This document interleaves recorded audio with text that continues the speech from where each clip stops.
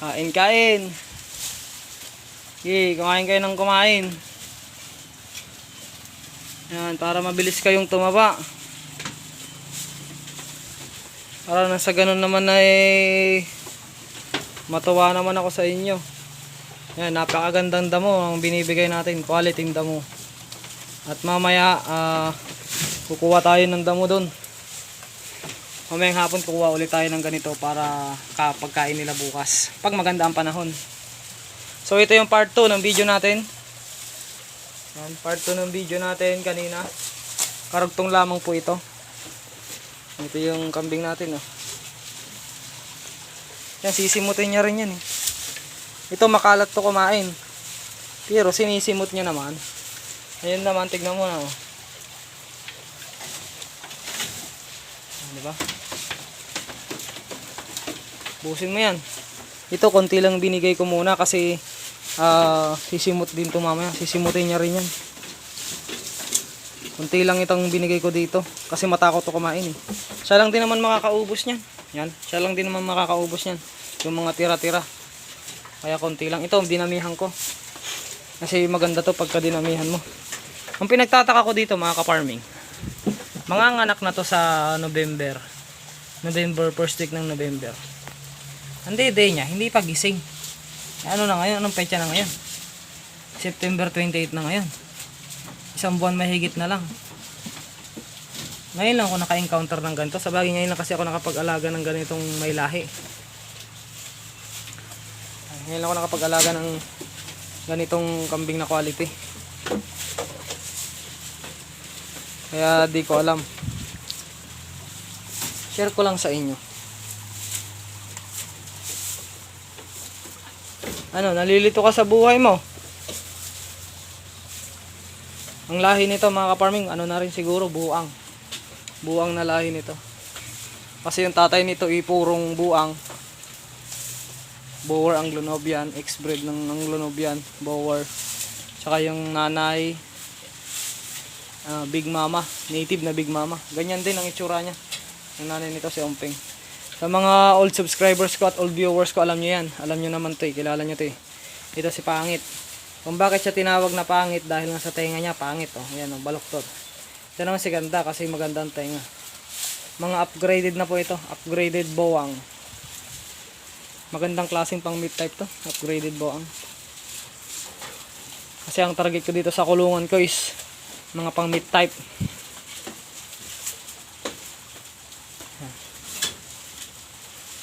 Mga pang meat type ang gagawin ko.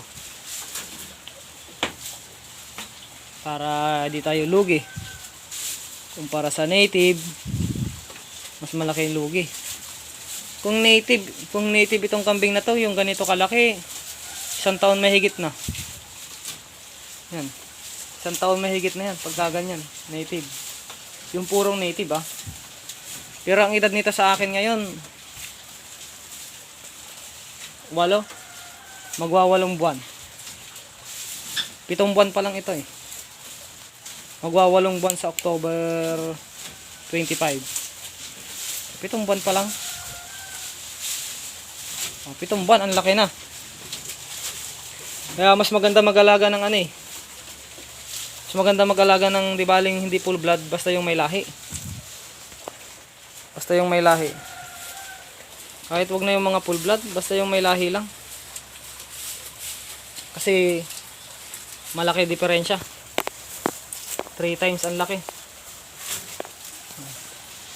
Sa native, 1 taon na mahigit to.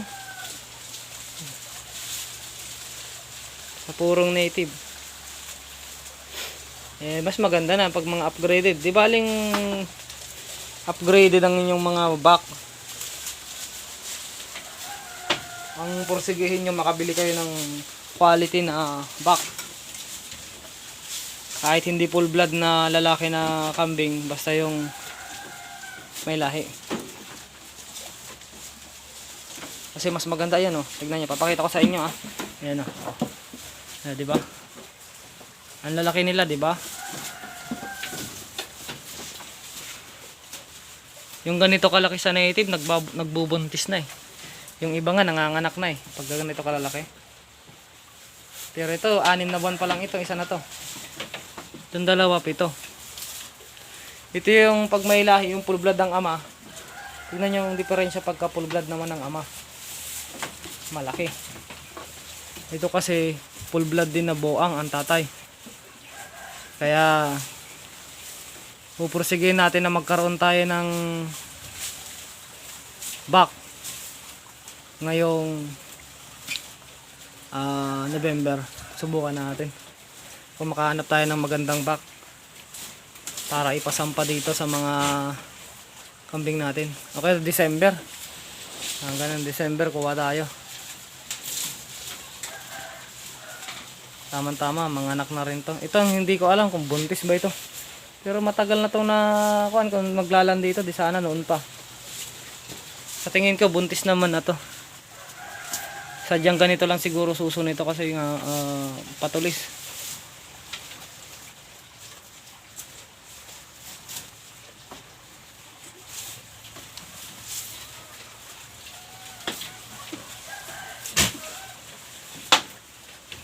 Kain-kain. Mas maganda ang kambing pagka kuan. Tingnan mo, kalat mo na. Itong isa na to. So mamaya ulit magpapakain ulit tayo. Yun lang, mas magandang alagaan ng upgraded kumpara sa native. Pero sa mga baguhan sa pag-aalaga, yung wala pang experience, mag-native muna kayo para hindi kayo mahirapan. Magsimula muna kayo sa native. Dahil lahat naman ng magkakambing ay nagsimula sa native. Maliban na lang kung pinag-aaralan nyo, kahit di kayo magsimula sa native, kung bago kayo magkambing pinag-aralan nyo muna, pwede na. Kahit huwag kayo sa native, diretso upgraded na kayo. Ganda ng balahibo nito. Ito, maganda balahibo nito, kaya lang makapal. Busin mo yan.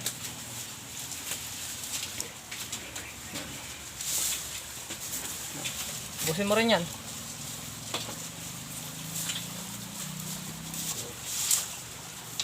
Nagsabit ako ng mga asin.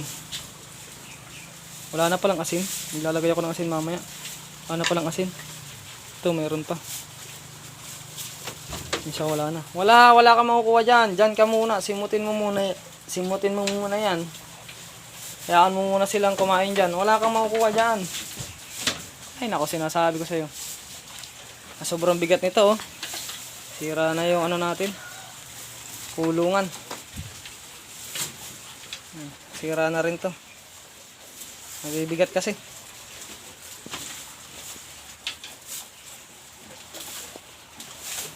Okay.